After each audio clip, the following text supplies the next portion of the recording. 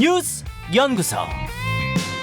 오늘 아침 뉴스의 맥을 짚어드리는 시간 뉴스 연구소. 오늘도 CBS 김광일 기자와 함께합니다. 어서 오세요, 김 기자. 안녕하세요.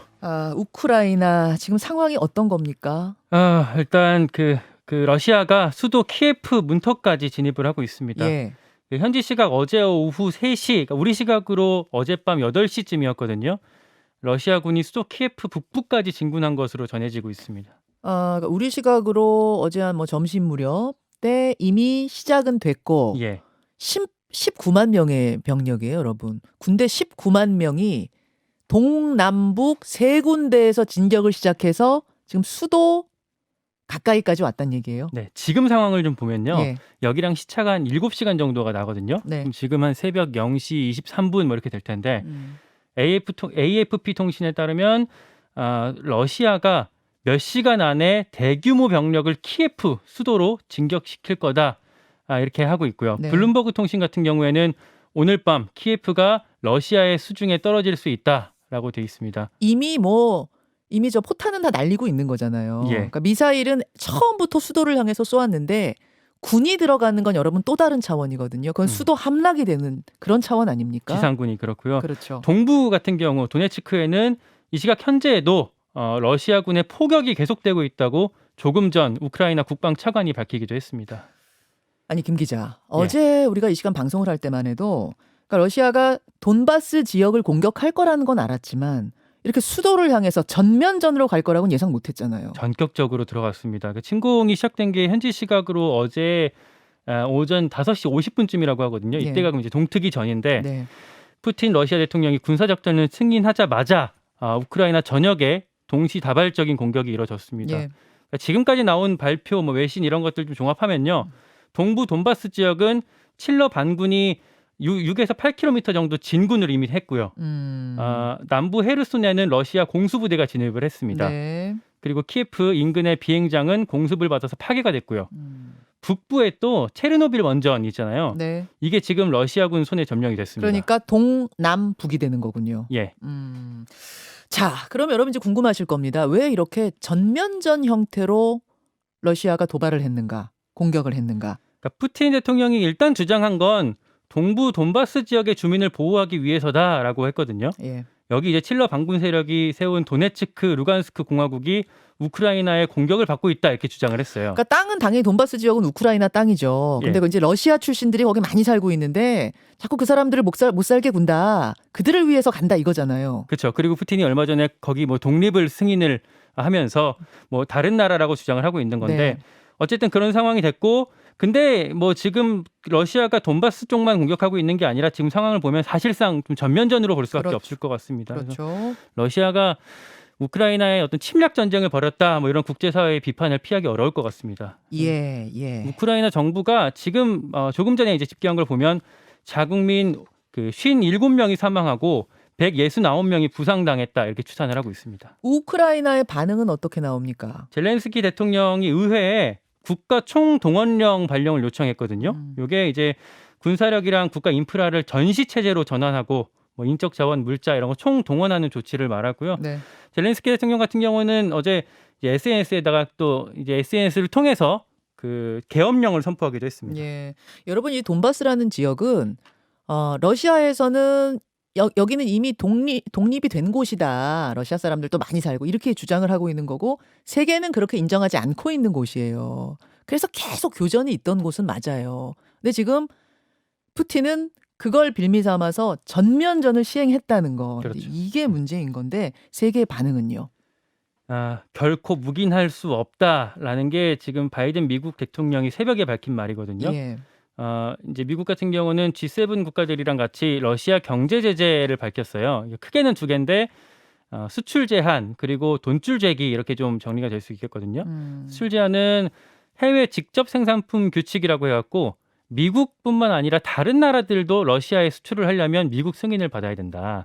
어떤 제조 과정에서 미국의 장비나 소프트웨어가 쓰였으면 이제 미국의 승인을 받게 해서 사실상 러시아에 대한 수출 이제 제한을 하게 된 거고요. 그러네요. 또 돈줄 재는 건 최근에 러시아의 두 개 은행을 이 이제 서방 다른 이제 금융기관이랑 거래하는 걸 미국이 막았었거든요. 네. 여기에 대상에 은행 4개를 더 추가를 했습니다. 네.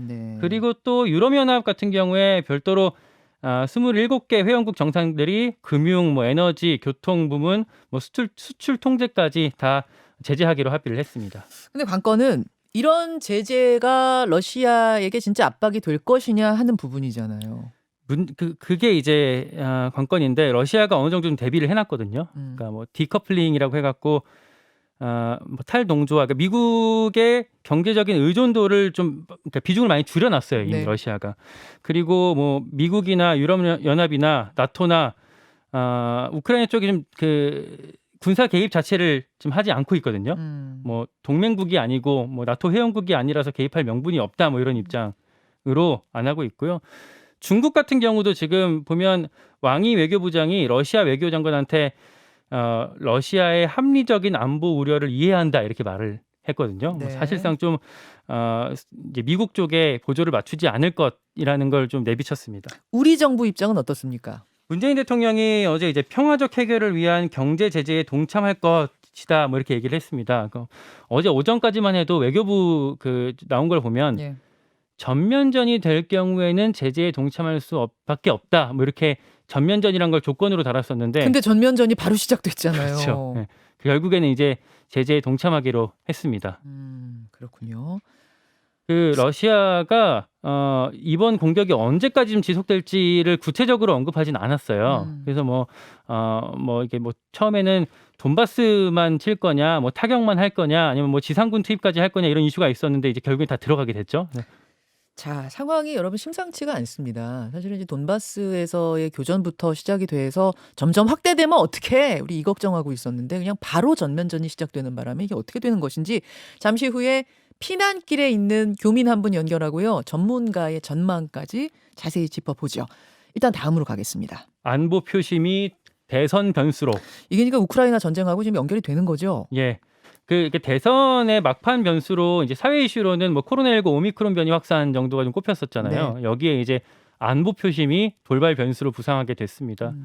당장 이제 사전 투표까지 일주일밖에 안 남았거든요. 예. 근데 하루 종일 이 뉴스가 뭐 대선 얘기가 아니라 지금 이렇게 우크라이나 소식을 전하는 상황이 됐어요. 우크라이나 소식이 모든 뉴스의 탑 뉴스가 됐잖아요. 네, 어제 하루 종일 뭐 그럼요. 지상파 방송에서 특보를 하고 하던데 이게 아직까지 마음을 정하지 못한 부동층 표심의 일부가 이 대목을 주목해서 움직일 가능성이 있습니다. 어제 출연했던 김종인 전 국민의힘 선대위원장 이 우크라이나 상황이 변수가 될 수 있다고 얘기를 했어요. 근데 그때만 해도 뭐 이런 이런 전쟁이 벌어지기 전이기 때문에 뭐 그렇게 우리 대선까지 영향을 주겠나 했는데 현실화가 되고 있는 분위기죠. 예. 어제 사실상 그렇게 되고 있고 김종인 위원장 같은 경우 이게 누구한테 유리하게 될지는 명확하게 얘기를 하지 않았었어요. 예. 근데 이걸 좀 따져 보면 일단은 뭐 북핵 문제가 우리는 있으니까 나의 안전을 좀 지켜줄 사람이 누굴까 이런 걸 좀 찾게 될 거거든요. 이게 뭐 누구한테 유리할 거다 이렇게 딱 원사이드하게 가지는 않을 텐데 좀 하나씩 좀 설명을 드리자면 네. 먼저는 좀 돌발 변수를 줄이고 싶은 마음들이 유권자 사이에 있을 겁니다. 그래서 이게 어느 정도는 집권 여당한테 유리할 수가 있겠고요. 이럴 때일수록 안정적이어야 되는 거 아니야? 그럼 집권 여당에게 힘 실어줘야 되는 거 아니야? 라는 표심이 있을 수 있고. 예. 그래서 어제 이재명 후보 같은 경우에도 뭐 외통이나 뭐 국방이나 관련 국회 상임위원장들 모아갖고 회의 열어서 이렇게 좀 안정감을 내세웠거든요. 이게 뭐 그런 맥락에서 강조한 거라고 좀 볼 수가 그렇죠. 있겠습니다. 또 다른 시각은요. 또 하나는 이제 우크라이나가 취약한 이유 중에 하나가 어떤 국력의 힘이 좀 부족하고 또 동맹국이 없는 문제가 있거든요. 게다가 원래 핵을 보유한 나라였잖아요. 네. 근데 다 지켜줄 테니까 그 핵 내놔라 해가지고 우크라이나에 있던 핵이 지금 다 러시아에 가 있어요. 포기했죠. 예. 네, 다 지켜준다고 했거든요. 그래놓고 지금 쳐들어오는 거 아닙니까? 이게 쳐들어온 상황에 뭐 미군이나 나토가 지금 도와주지도 못한 도와주지 않고 있는 상황인 거잖아요. 동맹국이 아니어서. 그래서 우리 입장에서는 지금 이 한미 동맹을 강화해야 되는 게 아니냐, 뭐 이런 어떤 유권자의 표심이 있을 수 있어서 그 한미 동맹의 강화로 어떤 압도적인 힘, 뭐 대북 억지력 강화 이런 것들을 주장하고 있는 윤석열 후보 쪽에 유리할 가능성도 생각해 볼 수 있습니다. 양측에서 다 그렇게 지금 주장을 하고 있는 상황이라는 거 전해드리고요. 대선 얘기가 나왔으니까 하나 더 보죠. 예. 민주당 송영길 대표가 정치 개혁안을 어제 공개적으로 제안했습니다. 어제 오전 9시에 이제 갑자기 기자회견을 열었는데요. 국무총리 국회 추천제, 연동형 비례제, 4년 중임제 같은 걸 만들어 갖고 지금의 어떤 여야 양당 독식보다는 다당제 쪽으로 가겠다 이런 발표를 했거든요. 네.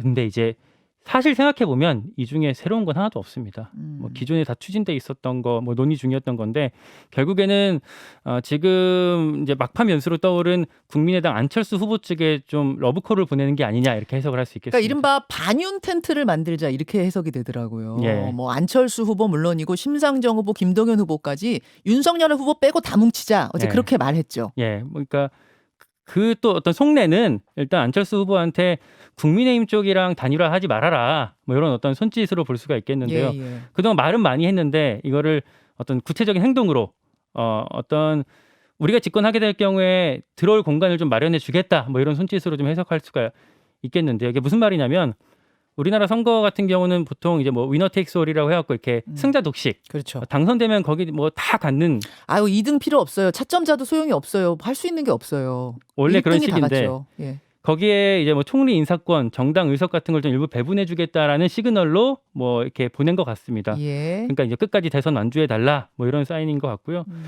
반면에 국민의힘도 이 단일화의 끈을 좀 놓치지 않으려고 안간힘을 쓰고 있습니다. 이준석 대표가 이제 안철수 후보랑 갈등을 한참 해왔잖아요. 네. 그래서 어제 권영세 선대본부장이 공개적으로 경고했습니다. 공개적으로 경고한 것까지만 있는 게 아니라 윤석열 후보가 지금 개인적으로 뭐 단일화 위해서 노력하고 있는 분들 그 채널 다 중단시켜라. 내가 나선다 그런 말 했다면서요. 그랬나요? 그리고 그 또 지금 이번 주말에 윤석열 후보랑 또 안철수 후보 사이에 어떤 단판 회동이 이뤄지지 않겠냐라는 얘기도 여의도에서 조금씩 나오고 있습니다. 오늘 2부에서 민주당, 국민의힘 다 나오니까요. 의원들한테 좀 질문해 보도록 하죠. 수고하셨습니다. 고맙습니다. 김현정의 뉴스쇼는 청취자 여러분의 참여로 이루어집니다. 트위터, 페이스북, 레인보우 게시판, 그리고 단문 50원, 장문 100원의 유료 문자 샵 1212, 우물정 1212 통해 참여하실 수 있습니다. 김현정의 뉴스쇼, 여러분과 함께 만듭니다.